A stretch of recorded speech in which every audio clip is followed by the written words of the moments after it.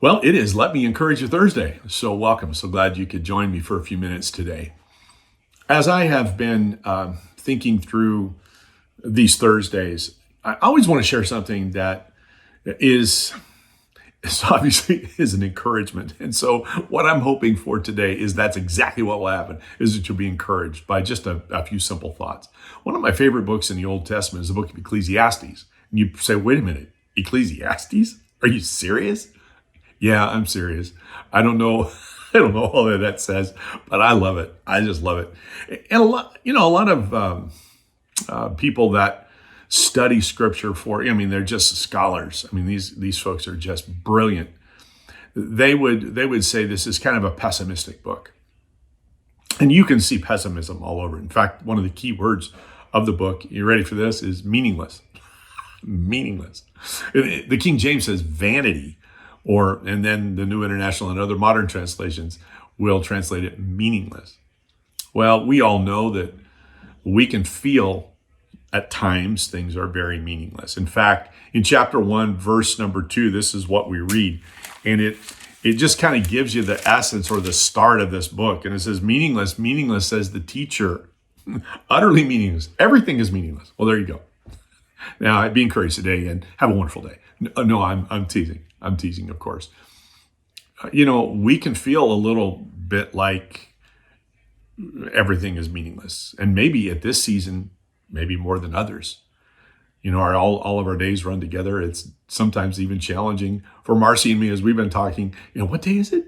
We're trying to discern. Is this what? Oh yeah. It's Thursday or it's Wednesday or whatever. And I'm telling you, all the days are running together, and it can feel very meaningless. It can feel like, what's the point of it all? And you move down through chapter number 1. This is what you'll also read. Verse number 8. Listen to what Solomon says. He says, all things are wearisome. Man, isn't that the truth? And then in verse number 9, he says, what has been will be again. You go, wait, stop. Oh, it gets better. Hang on a second. What has been done will be done again. There's nothing new under the sun. So let's just bring that to the moment in which we're living today. May 7, 2020, okay? We're in the middle of a global pandemic. And if you take Solomon's words to exactly how he said them, nothing new. This isn't new. Spanish flu, 1918. You go all the way back to the Black Plague of Europe that just literally decimated the continent. Well, this is nothing new. And while I don't want to say this, the truth is there's probably going to be something like this that'll happen again. And you put all this together and it's meaningless. Things are wearisome. And then, goodness, we're experiencing something that we may have to experience again. This is nothing new. Say, wow, this is depressing. And you're supposed to encourage me with this today? Well, here's what I want you to take away from it. Things aren't meaningless. And Solomon really, he kind of lays out a case for why things are, and he resolves that. And we're going to talk about that in a moment. But there is truth in the fact that things seem wearisome. You're probably tired today. I know I've been facing some different kinds of fatigue. Maybe you have too. Maybe the word lethargy has been a part of your vocabulary.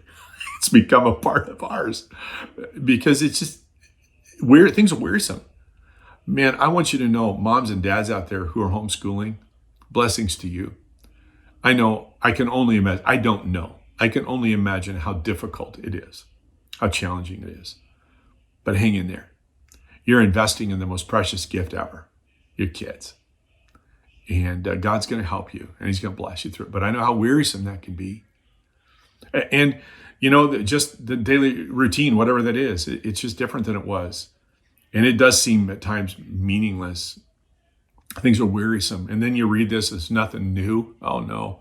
I'm going to have to, what's already been done is going to be done again? What? Well, here's how Solomon resolves it. He walks through all kinds of different things. All the experiences, all the building projects he went through, and he just kept coming back to the same thing. I'm going to do all of this work. I'm going to give it to somebody else. I built all these things and I found no joy, and it just goes on and on and on.